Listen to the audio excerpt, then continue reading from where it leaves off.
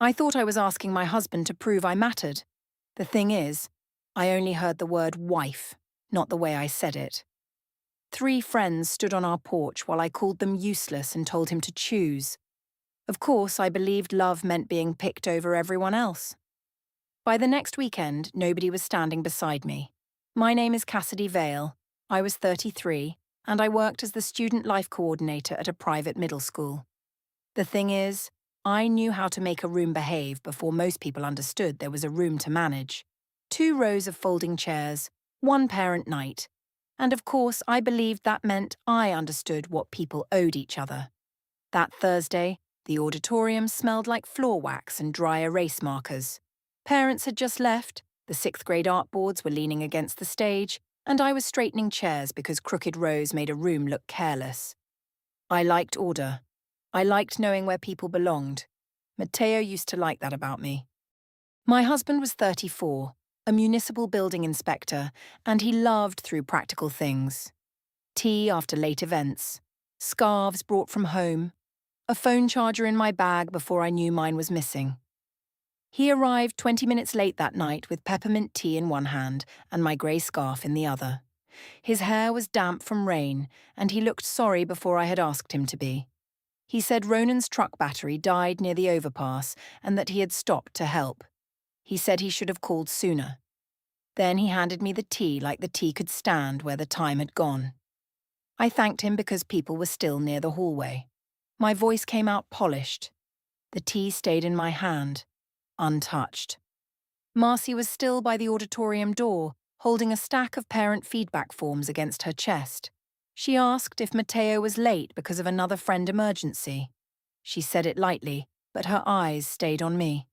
I told her it was nothing. Of course I did. Matteo looked from Marcy to me. He did not defend himself. That was one of his habits. He carried discomfort quietly, then expected silence to keep the peace. On the drive home, he asked what had changed between us lately. Softly. Not like a man starting a fight. More like a man touching a wall to see where the crack had opened. I told him nothing had changed. I said work had been heavy. I said parent nights made everyone tired. At home, the mudroom smelled like wet shoes and cedar cleaner. The red camping cooler sat under the bench with lake stickers on the lid, left over from one of his weekends with Ronan, Eli, and Victor. I moved it deeper under the bench with my foot. Matteo saw that. His phone buzzed before bed. Ronan had sent something about a Saturday cookout. Matteo's face changed by 1 inch, and it was enough. Marcy's classroom office always smelled like paper, coffee, and the vanilla hand cream she kept beside her keyboard. She had a way of turning her desk lamp toward people like she was interviewing them for a better version of their own lives. The thing is, I went there still trying to sound reasonable. 2 lunch trays, 1 closed door, and of course, I was not the kind of wife who wanted to control anyone. I told Marcy that Matteo had another Saturday plan with the guys. Eli was moving a heavy workbench from his garage to his basement, and Ronan had asked Matteo to help because Matteo knew how to move things without damaging walls or people. That was his gift. Practical care, safe hands, quiet instructions. Marcy leaned back in her chair and asked if grown men always needed a full support team to move furniture. She said a married man should not have a backup life after vows. I laughed because it sounded funny in that office. Then I stopped laughing because it sounded useful. She asked if Matteo would cancel if I told him it mattered. I said I should not have to explain why his wife mattered more than a workbench. Marcy nodded like I had said something brave instead of something tired. That was where the sentence entered me. Backup life. It had clean edges. It made my jealousy sound like analysis. After school, I texted Matteo that it must be nice to have energy for everyone who was not married to him. I watched the message stay unread while I sat in my car beside the staff lot. A soccer ball rolled against the fence outside, pushed by wind. The school looked quiet, but my phone did not. Matteo came home with grocery bags for the dinner we had planned 2 days before. He had bought the yogurt I liked, the small cucumbers I always forgot, and the lemon biscuits from the bakery near the train station. Once, those details would have made me feel chosen. That evening, each item looked like proof he knew how to remember small things while missing the large one. He asked if I wanted to start dinner or talk first. I told him he had already made plans, so I did not know why my answer mattered. He placed the grocery bags on the counter without emptying them. Then he said he wanted to understand what happened between the auditorium and now. His voice stayed even, which made my anger feel louder than it was. I said nothing happened. He said something had happened because I had called Ronan useless last week, joked that Eli needed a mother more than friends, and told Isabel that Victor had no life outside other men's garages.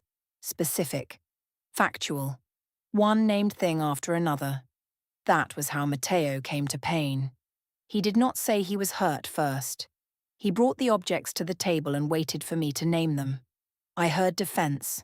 I heard him putting Ronan, Eli, and Victor in front of me again, even inside our kitchen, where their shoes had never crossed the floor that night. I told him his friends were not the problem. His need for them was the problem. He rubbed his thumb along the edge of the counter. He said friendship was not betrayal. He said Ronan had been there when his father died, Eli had helped him rebuild the garage after the roof leak, and Victor had sat with him outside the hospital when his mother had surgery. He said those people were not childish distractions. They were part of his life. That phrase landed wrong. Part of his life. Not part of our life. His. I told him marriage was supposed to change what part of his life came first. He said it had. He said I came first every day in ways I did not count. Groceries, rides, calls answered, school events attended. Bills paid early so I did not have to think about them. I said being handled was not the same as being chosen. That slowed him. His hand left the counter. He asked if that was how I saw him now, as someone handling me. The thing is, he said it with sadness, and sadness from Matteo always felt like homework. I had to look at it, explain it, make room for it, and grade myself against it. My father's face came back then, not clearly, only the outline. He would leave on Saturday mornings with his fishing cooler and tell my mother he needed air. My mother would clean an already clean sink and say that wives were where men came back to after breathing somewhere else. I did not tell Matteo that. I told him I was tired. He said he could cancel Saturday and help Eli another day. He said he would do that if I needed the time. That should have helped. It did not. If he cancelled after I pushed, it would only prove he could be dragged into choosing me. I wanted him to know before I had to ask. I wanted him to wake up already certain. My phone lit up with Marcy's name while Matteo was putting the yogurt in the fridge. She asked if he had chosen correctly yet. I looked at the message for too long. Matteo saw my face change and asked who it was. I told him it was work. That was not a large lie. It fit in one hand, but I kept holding it. Later, on the back patio, the air smelled like wet soil from the planters Matteo had watered. He asked if I wanted him to stop seeing them so often, or if I wanted us to plan more time together. He made it sound like a schedule problem. Dates, frequency, balance. I heard something smaller. I heard him asking how little he could give me and still call himself a decent husband. I said maybe he should ask himself why he needed 3 men around to feel like a whole person. He looked down at the patio boards and did not answer fast enough. That pause gave me room to become cruel. I said men like him called it friendship because admitting they were still boys would make marriage sound too serious. Matteo stood and carried our untouched glasses inside. The conversation did not end. It moved into the walls. The next morning, Isabel texted me a heart and asked if we were still coming to dinner next week. I answered yes. Ely sent a joke in the group chat about the workbench becoming a community project. Victor replied with a tool emoji. Ronan asked if Matteo could bring the red cooler Saturday. I stared at the screen and typed to Marcy that if Matteo needed a choice, maybe I would finally give him one. Saturday came with the smell of cut grass after rain. The front porch boards were still dark at the edges, and the black welcome mat had a wet corner curled up near the door. The thing is, I did not plan to scream when I woke up. 1 red cooler, 3 men outside, And of course, I believed I was only asking my husband to act married. Matteo had packed the cooler the night before. He put sparkling water in it for me too, even though I had not said I was going. That was the kind of thing he did. He left doors open and expected me to walk through them kindly. I watched him from the hallway while he checked the cooler latch. He wore the navy jacket I had bought him because it made his shoulders look broader. His phone was on the console table beside the ceramic key bowl. Ronan had texted that they were 5 minutes away. Matteo asked if I wanted to come for a little while. He said Ronan's sister might stop by the lake with her kids, and Victor was bringing food from the bakery I liked. I heard pity. I heard a guest invitation to my husband's real life. I told him I had things to do. He nodded, but slowly. He asked if we could talk later, properly. I said later always meant after everyone else. Then the horn sounded outside. Not long, just 2 quick taps. A normal sound, a friendly sound. It moved through me like a hand closing around my throat. Ronan's truck sat at the curb, its tires still wet. Ronan stepped out first, tall and careful, with his hoodie half zipped. Eli came around the passenger side carrying a paper bag. Victor stayed near the truck, smiling with that cautious expression people wear when they know they are near a marriage, but not inside it. Ronan said they were early and that there was no rush. He asked if I wanted a coffee because Eli had bought too many. I looked at the paper bag. I looked at the red cooler by Matteo's feet. I looked at my husband, standing between the open door and the porch like a man still assuming everyone wanted the morning to go well. 2 coffees. 1 cooler. No reason to feel replaced, I told myself. Matteo reached for his keys. That was when I stepped in front of him. I said he had a choice to make. The words came out even at first, which made them feel stronger. Ronan's face changed before Matteo's did. Eli looked down at the welcome mat. Victor stopped smiling. Matteo said my name softly. He said we should not do this in front of everyone. The thing is, that sentence confirmed every ugly thing I had been thinking. Not that my pain mattered. Not that we needed to talk. Only that I was making him look bad in front of them. I said maybe in front of them was exactly where he needed to hear it. I said private conversations let him hide behind calmness and grocery runs and all the little husband chores he thought counted as love. Ronan lifted one hand, not toward me, not toward Matteo, just into the air between people who wanted less damage. He said they could come back another time. That sounded kind. It also sounded like control. Ronan was giving Matteo an exit. Ronan was again the man who knew what my husband needed before I did. So I turned on him. I said I was tired of useless friends acting like they owned pieces of my marriage. I said grown men with empty weekends should not be more important than a wife. I said Eli could move his own workbench, Victor could find his own plans, and Ronan could stop pretending that a boys' club was loyalty. Nobody answered. The quiet was not empty. It had bodies in it. Eli shifted the paper bag to his other hand. Victor looked at the street. Ronan's fingers stayed on the handle of the red cooler because at some point he had bent to pick it up, then stopped. Matteo asked me to stop. He did not raise his voice. That was the worst part. His quiet made me sound louder than I wanted to sound, and I punished him for that. I said if he walked out that door with them, I would file for divorce. I said I meant it. I said he could choose his useless friends, or he could choose his wife. The small light on the doorbell camera blinked beside my shoulder. I knew it was there. I had asked Matteo to install it after a package went missing. Now it watched me like any other neighbor. Matteo looked at the camera, then at the porch, then at me. His face did not break. It closed by small degrees, as if each sentence had turned a lock. Ronan said again that they would leave. He said it was fine. He did not sound angry. That made him look better, which made me hate him more. Matteo said he was not going anywhere with people I had decided to humiliate. For 1 second, I thought I had won. Then he picked up the cooler himself and carried it inside. He did not kiss my cheek. He did not touch my arm. He did not tell them I was upset, or tired, or not myself. He only told them he would call later. The truck doors closed. Ronan did not look back from the driver's seat. Eli kept the paper bag in his lap. Victor looked once at the house, then away. Inside, the hallway smelled like wet rubber from Matteo's shoes and the cold air that had come through the open door. The red cooler sat beside the console table, wrong in the narrow space. Its lid was still beaded with rain. I told Matteo he had done the right thing. He said nothing. I told him I did not want to be married to a man who made me beg to be first. He placed his keys in the blue ceramic bowl. Then he asked if I understood what had just happened. I said I understood that he almost left with them. He said he understood that I was willing to use divorce as a leash in front of 3 people who had done nothing to me. That sentence was too clean, too calm.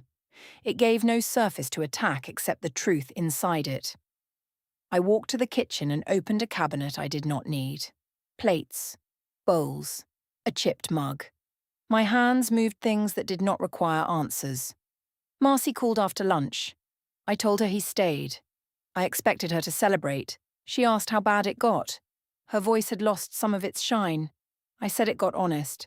She said maybe honesty on the porch was a lot. That was the first time Marcy stepped back. Not far, just 1 foot. That evening, Matteo did not text Ronan where I could see. He did not turn on the game. He did not ask what I wanted for dinner. I found him in the garage, sitting on the old folding chair beside the red cooler, his phone face down on the workbench. I told myself he was sulking. He ran one hand over the cooler lid, not opening it, not putting it away. Then he stood and walked past me into the house. Isabel's apartment smelled like roasted peppers and lemon cleaner, but there was no wine open on the counter. That was how I knew dinner was not dinner. The thing is, families pretend food is a softer way to hold a trial. 2 plates set too neatly, one sister watching the door, and of course I came prepared to defend myself. Isabel hugged Matteo first. She hugged me after, but only with one arm because she had a dish towel in the other hand. Matteo's older sister had always been polite to me. Not warm exactly. Polite in the way people are when they are waiting to see if their first concern was correct.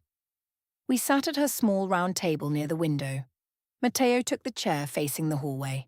I took the chair near the plant stand. Isabel stayed standing too long before sitting. She asked if I really threatened divorce in front of Ronan, Eli, and Victor. No warm-up, no soft entrance, just the object on the table. I told her marriages had private pain. People outside should not judge. She said the pain stopped being private when I put it on the porch and made 3 people stand there while I called them useless. Matteo looked at his plate. He did not rescue me from the silence. That was new. I said Ronan had probably told it like he was the hero. Isabel said Ronan barely told it at all. He had only asked whether Matteo was okay and whether she could check on him. That bothered me more. Ronan looked better when he did not defend himself. Eli looked better when he stopped texting. Victor looked better when he stayed neutral. Somehow my pain made everyone else dignified. I told Isabel she had always treated Matteo like a boy who needed saving. Isabel put her fork down. Not hard. Careful. She said Matteo was not trying to choose friends over a wife. He was trying to keep a life where love did not require cutting off witnesses. The word witnesses stayed under my skin. Matteo finally spoke. He said this was not one Saturday, one cooler, or one ugly sentence. He said it had become a pattern. Every time someone needed him, I turned it into evidence that I did not matter. Every time he came back, I made him pay for leaving. Every time he tried to explain, I called his explanation loyalty to someone else. That was S4 Matteo, though I did not call it that. Naming the pattern. Not one incident. The whole wall. I told him he made every crisis with his friends urgent, but my loneliness always had to wait until a better time. He did not deny it. That should have made the room softer. It did not. He said he had failed there. He said he should have heard me before I had to scream. He said he had mistaken my sharp jokes for ordinary frustration because answering them directly always seemed to make me sharper. For a second, his honesty stood between us like a chair I could have sat in. Then Isabel's eyes moved to me, and the chair became a stage. I said it was convenient that he could admit failure only after making me look unstable to his sister. Matteo's hand moved once toward his glass, then stopped. Isabel looked out the window. The dinner ended early. Isabel packed leftovers for Matteo, not for us. She handed the container to him and told me to drive safe. Not both of you. Not see you soon. One word moved out of the sentence, and I heard it leave. At home, rain had started again. I took off my cardigan in the laundry room and left it damp over the washer. Matteo came in a few minutes later. I expected another careful sentence. Instead, he picked up the cardigan and shook it once, gently, because the sleeves were twisted. He laid it over the drying rack. First the shoulders, then the sleeves, then the hem, straight across the bar so it would not stretch. The room was small with detergent on the shelf and a sock fallen behind the basket. The dryer light cast a thin yellow strip across his hands. Those hands knew me. They knew what fabrics I ruined, what mugs I chipped, what side of the bed I reached for when I could not sleep. They knew without asking. Something opened then. Not guilt, not even regret. Just a thin view of a different story where Matteo had been loving me in a language I kept calling insufficient because it did not clap loudly enough. He looked tired while folding that cardigan. Not cold, tired. The thought came close, almost clear. Maybe I had been turning every quiet act into proof of absence because I wanted love to arrive with witnesses. Then I closed the door. I told myself folding clothes was easy. Fighting for a wife was harder. Matteo liked easy. He liked fixable things. That was the whole problem. He asked if I wanted tea. I said no. The next morning, the red cooler was gone from the mudroom. I found it in the garage, wiped dry, sitting open near the old paint cans. Matteo had moved it without saying anything. I told myself he was being dramatic about a cooler. At school, Marcy asked if Isabel had been awful. I told her Isabel had performed sisterhood with a serving spoon. Marcy smiled, but her phone stayed in her hand. She did not lean in the way she used to. Later, I saw a folder open on Matteo's laptop when I passed the dining table. It was named Porch. Inside, one file carried the date from Saturday. I did not open it. I told myself only guilty people snooped. That evening, Matteo slept on the edge of the bed. There was no pillow wall, no announcement, no punishment I could name. Just his body leaving a clean strip of sheet between us. Something had broken inside the walls, but it made no sound.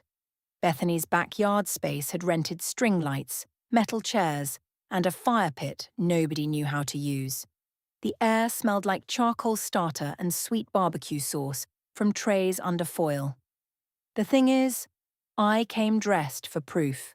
One yellow dress, 2 glasses of white wine, and of course I told myself I was not there to make a scene. The yellow dress mattered because Matteo had once said it made me look warm. I wanted him to see it and remember that I could still be the woman he had looked at before Ronan's name started living in our hallway. I also wanted other people to see him fail to look. Both things were true. I kept only the cleaner one. Bethany hugged me at the gate and asked if everything was better after the porch thing. She said porch thing in a whisper, like the words had been wrapped in tissue. I told her the porch thing was just a wife asking her husband to grow up. Bethany laughed once, then looked behind me to see whether Matteo had heard. He had. Ronan stood near the cooler table with Eli and Victor. He did not come over. Eli gave me a small nod. Victor lifted his cup and looked away. Isabel was there too, sitting near the steps with a paper plate on her lap. Marcy arrived late and touched my arm, but she did not ask for details. Her eyes went to Matteo first, then to the group by the cooler table. That annoyed me. Everyone was checking on him now. The calm husband, the humiliated husband, the man with friends, sister, witnesses, and quiet footage. I was becoming the weather people discussed after leaving the room. Matteo asked if we could stay an hour, and then go home to talk. His voice was low. He said the backyard was not the place. I said private places were where he made everything smaller. He asked me not to start with that. I told him I had not started anything. I had only stopped pretending. By the food table, Bethany asked Marcy if she wanted another drink. Marcy said maybe later and then stood where she could hear without seeming to listen. That was new. Before, she stood beside me. Now she stood near me. Ronan walked past with a stack of plates. I said he did not have to perform usefulness here too. The plates stopped moving for half a second. Ronan looked at Matteo, not at me. Matteo said my name once. I told the group that this was exactly what I meant. I said his friends could walk into any space and everyone would protect their comfort, but his wife had to make a speech to be heard. Victor said none of them had asked Matteo to choose. His tone was careful, almost formal. I said needy men did not need to ask because they always knew where to run. Eli looked down at his drink. Isabel stood from the steps. Matteo asked if we could step outside the gate, not angry, not pleading. A final clean offer before the room became worse. I said no. I said I was done being pulled into corners so he could look reasonable in public and leave me lonely in private. That was where the true sentence came out. I told him he made every crisis with his friends urgent, but my loneliness always had to wait until a better time. The yard went quiet. Not the porch quiet. This was heavier because these people had already heard enough to choose how to hold their faces. Matteo looked at me for a long second. He said I was right about that. No one moved. He said he should have answered my loneliness sooner. He said he should have stopped treating my pain like something that could wait until after a truck battery, a workbench, or a lake weekend. He said that was his failure. The words should have given me what I wanted. Instead, they frightened me because they took away the easiest version of him. If he admitted the true part, then everything left was mine. So I stepped over his admission. I said if he knew he failed, he should stop punishing me for naming it. I said he loved being the wounded, calm man because it made everyone gather around him. I said his friends had made a hobby out of needing him, and he had made a marriage out of leaving me to understand. Ronan set his cup down on the table. Eli took one step back. Victor's face closed. Isabel said Matteo's name softly, not to stop him, but to remind him she was there. Matteo said he would talk privately, honestly, and fully if I could stop turning every person who loved him into an enemy. That was his S5 voice. Final and clean. One offer. No decoration. I told him he did not get to set conditions after years of making me feel like the spare room in his life. I said if he chose them, I would make the divorce real. The sentence landed differently the second time. On the porch, it had been a weapon. Here it sounded like paperwork waiting for a date. Matteo nodded once. He said he would handle things properly. Nobody said court. Nobody said lawyer. Still, the backyard changed. Marcy left for the bathroom after that. I watched the patio door close behind her. 10 minutes passed. Then 20. She came back with her lipstick fixed and stood beside Bethany, not beside me. That was the small absence. The first open space where she used to stand. I tried to repair the evening by talking to Bethany near the drinks table. I said marriage made women villains for asking to matter. Bethany nodded too quickly. She asked if I had seen the new lights she bought for the patio. That was how people changed subjects when they were afraid of being quoted later. After we left, Matteo drove without music. The streetlights moved across his hands on the wheel. His wedding ring caught one small flash of light, then went dark again. At home, he did not come inside right away. I went upstairs, took off the yellow dress, and recorded 3 voice notes to Marcy. In the first, I said everyone had acted like I was the problem. In the second, I said Matteo had admitted I was right. In the third, I asked why men got praised for being quiet after making women scream. Marcy replied hours later with 1 grey thumbs up. 1 icon. No words. No ally. Downstairs, the front door opened. Matteo moved through the house with a slow, practical rhythm. Drawer, closet, garage door, cabinet. Not loud, not secret. I found him in the mudroom taking his house key from the blue ceramic bowl. He slid it off the shared ring and placed the rest of my keys back without touching the bowl twice. I asked what he was doing. He said he was going to Ronan's guest room for the night. He said we both needed space before more damage became public. I told him running to Ronan proved my point. He looked at me then, and his face was clear in a way I had not seen for weeks. He said Ronan was not the reason he was leaving the house tonight. I said he was choosing them. He said he was choosing not to be threatened into love. Then he walked into the garage.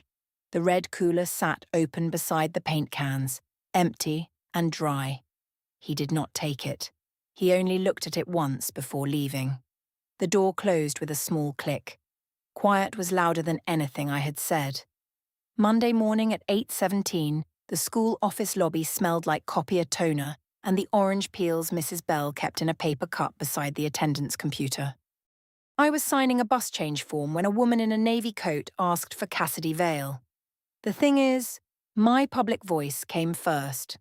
1 envelope, 2 teachers at the mailboxes, and of course I smiled like whatever was happening belonged to someone else. The woman asked me to confirm my name. I did. She handed me a thick envelope and said I had been served. Mrs. Bell looked up from the attendance screen.